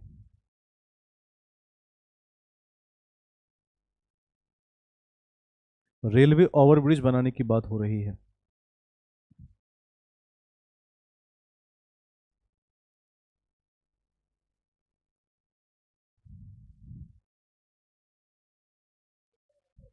63, 63। एक अगला क्वेश्चन पूछ लेता हूं। एक पुस्तक का नाम बताइए जो नीतीश कुमार के कार्यों पर आधारित है, और लेखक का भी नाम बताइए।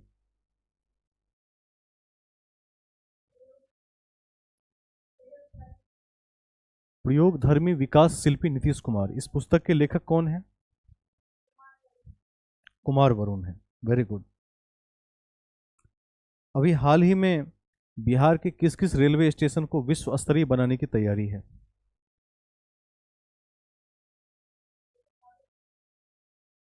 और दूसरा? मुजफ्फरपुर है। ठीक है। एक अगला क्वेश्चन जिनको पता हो बताएंगे, टैफ कॉप क्या है?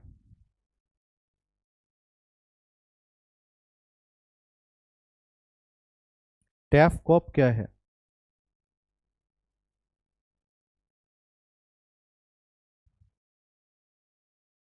जल्दी बताइए।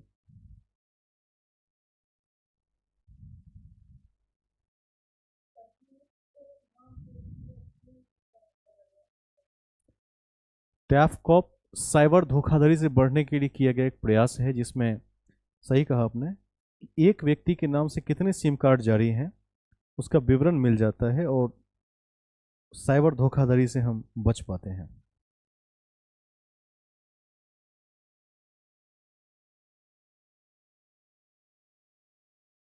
1 मिनट लाइन पर रहेंगे सभी लोग।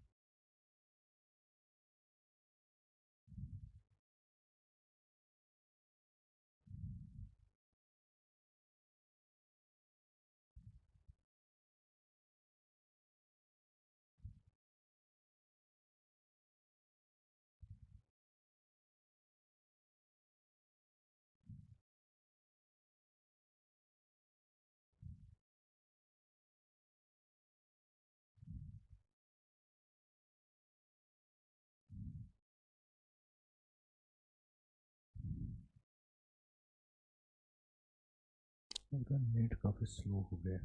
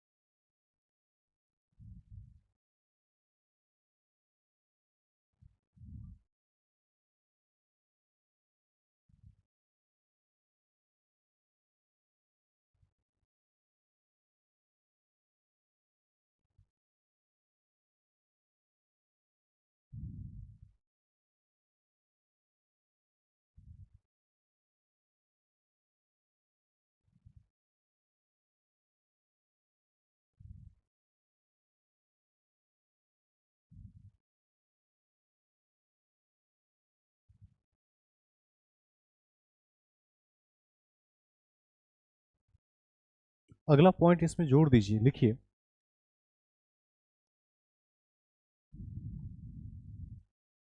देखिए 20 मार्च को एक आध बिंदु बचे हुए थे। देखिए 20 मार्च को इंटरनेशनल डे ऑफ हैप्पीनेस मनाते हैं। 20 मार्च को इंटरनेशनल डे ऑफ हैप्पीनेस मनाते हैं। इंटरनेशनल डे ऑफ हैप्पीनेस मनाते हैं। मनाते हैं।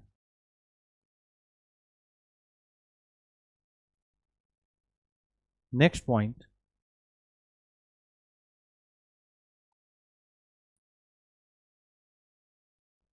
लिखिए 8 मार्च को प्रतिवर्ष 8 मार्च को प्रतिवर्ष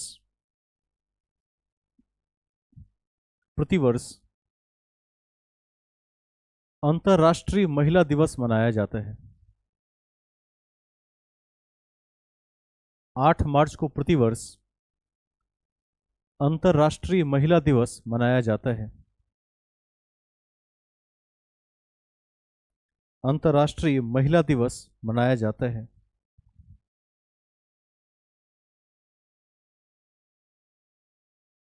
मनाया जाता है।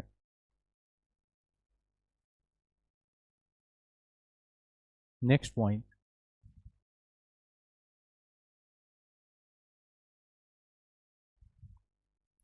लिखिए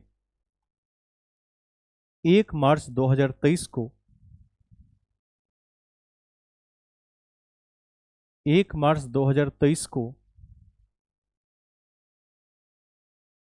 23 को विश्व नागरिक सुरक्षा दिवस मनाया गया था। विश्व नागरिक सुरक्षा दिवस मनाया गया था। विश्व नागरिक सुरक्षा दिवस मनाया गया था, जिसकी शुरुआत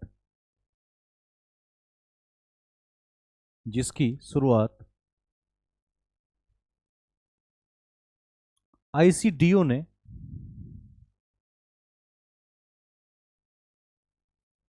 जिसकी शुरुआत आईसीडीओ ने 1990 ईस्वी में की थी। जिसकी शुरुआत आईसीडीओ ने 1990 ईस्वी में की थी। 1990 ईस्वी में की थी।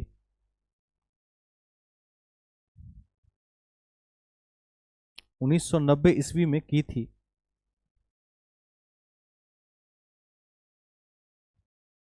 की थी। नेक्स्ट पॉइंट,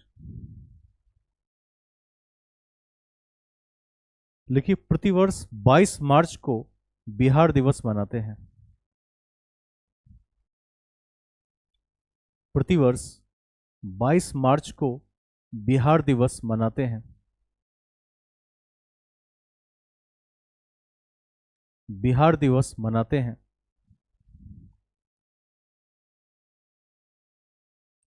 प्रतिवर्ष 22 मार्च को बिहार दिवस मनाते हैं।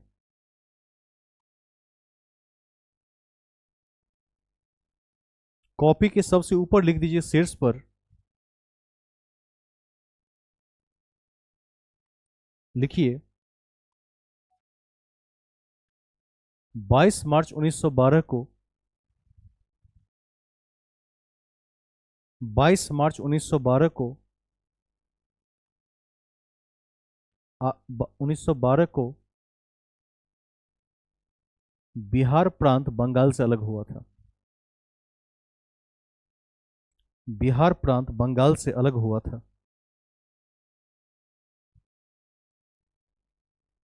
बिहार प्रांत बंगाल से अलग हुआ था।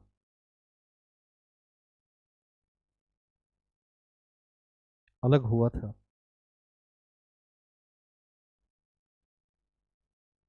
बिहार प्रांत बंगाल से अलग हुआ था।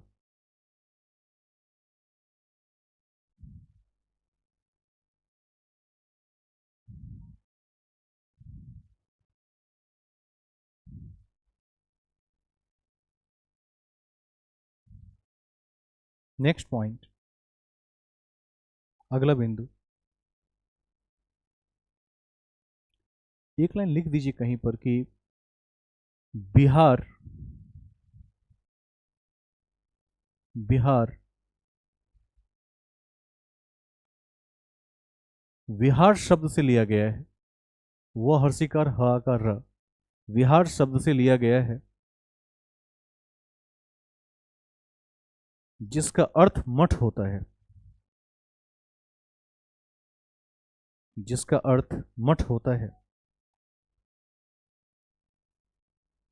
मठ होता है। क्लियर है? आज हम मार्च में कुछ ही बिंदु बच गए थे जिसे हमने पूरा कर लिया है, और अगले क्लास से अप्रैल 2023 के कुछ बिंदुओं को हम देख लेंगे, और हर एक माहवार हम करंट को देखते हुए चलेंगे। और इसी कड़ी में मैंने आपसे कहा था कि आपके पास 3 कॉपी होंगी, जिसमें एक स्टैटिक पोर्शन की कॉपी होगी जिसमें history, geography, polity, economics, physics, chemistry और बायोलॉजी, मिसलेनियस, अर्थात 8 विषयों की कॉपी होगी, और ये एक खंड में चलेगा। और अगले खंड में बिहार स्पेशल की करंट अफेयर्स और नेशनल और इंटरनेशनल करंट अफेयर्स पर आधारित कक्षाएं भी ली जाएंगी। अर्थात आपके पास 3 सेक्शन रहेगा। जो नए अभ्यर्थी हैं वो विशेष रूप से ध्यान रख लेंगे कि स्टैटिक का एक पोर्शन होगा, बिहार का दूसरा पोर्शन होगा, और नेशनल इंटरनेशनल करंट अफेयर्स का तीसरा पोर्शन होगा। और यदि आप तीनों में संतुलन की स्थापना करके अध्ययन करते हैं तो किसी भी परीक्षा में जीएस के क्षेत्र में आपको विफलता का सामना नहीं करना पड़ेगा। वैदिक सभ्यता में एक और कक्षा बची हुई है जो कल ली जाएगी, और कल हम किसी अन्य माह अर्थात अप्रैल के करंट अफेयर्स की शुरुआत करने की कोशिश करेंगे। इन्हीं शब्दों के साथ में कक्षा के समाप्ति की घोषणा करता हूँ, और एक बार छोटू जी बता देंगे कि क्लास कैसी लगी। समझ पा रहे हैं ठीक से? क्लास थोड़ा लंबा हो गया लगता है, 2 घंटा से अधिक का क्लास हो गया है। खैर, पीसीएस की क्लासेस 1.5-2 घंटे की चलती ही है, कम से कम 1.5 घंटे की क्लास होती है। विनीत जी, आप लगता है बीच में कहीं चले गए थे। अच्छा, नेटवर्क प्रॉब्लम के कारण नहीं जुड़ पाए। ठीक है, लगातार रहने की कोशिश कीजिए। वैसे आपको बता दूं कि वर्ष में 2 बार ऐसा समय होता है जब मैं भी अनुपस्थित हो जाता हूं, जैसे 1 जनवरी के 10 दिन और लगभग 1 जून मास के लगभग 20-22 दिन। क्योंकि विभागीय छुट्टियां होती है तो भ्रमण के लिए कहीं निकल जाता हूं। हो सकता है कि 1 जनवरी के बाद 5-7 दिन आपकी क्लास स्थगित रहे, छुट्टियां हैं। उसके पश्चात फिर जब क्लास चलती रहेगी तो क्लास लगातार रहेगी, और फिर 31 मई तक कोई व्यवधान नहीं आएगा। उसके पश्चात जून में व्यवधान आने की संभावना है, चूँकि ले सकता हूँ, लेकिन यदि किसी कारणवश यहाँ से गृहनगर अर्थात गांव निकलना होता है तो वहाँ इस तरह का सिस्टम नहीं है। इस बार मैंने ट्रायल भी किया था लेकिन उतनी सफलता नहीं मिली, लैपटॉप से हो नहीं पाता है। तो कल तो क्लास चलेगी, परसों भी आपकी कक्षा चलेगी, और उसके पश्चात हो सकता है कि 5-7 दिन का ब्रेक आ जाए, उसके बाद फिर क्लास लगातार चलती रहेगी। इस बीच में जिनका, हाँ पूछिए।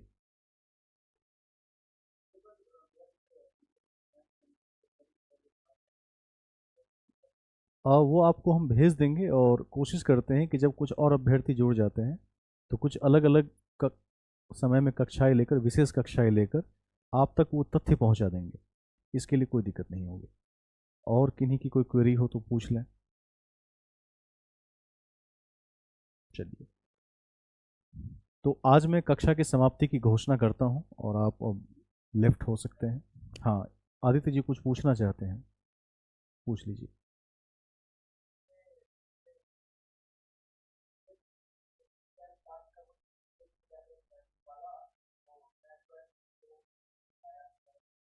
अच्छा, मैं प्रयास करता हूं कि आप तक भेज दिया जाए। वैसे 3-4 क्लास के वीडियोस भी हैं, आप वहां से भी सहयोग ले सकते हैं, यूट्यूब पर है, आपने देखा है।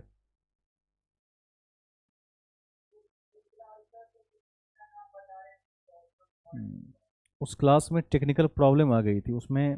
जो टीम आई थी उन्होंने एक ऐसा नॉइज कैंसिलेशन लगा दिया जो मेरी ही आवाज़ को रिकॉर्ड नहीं कर पाया उसमें। बाद में मैंने उसको ठीक करवा दिया। तो मैं प्रयास करता हूँ कि उन कक्षाओं के जो सार तत्व हैं वो आप तक भेज देने की मैं कोशिश करूँगा, और निश्चित रूप से भेज दूंगा।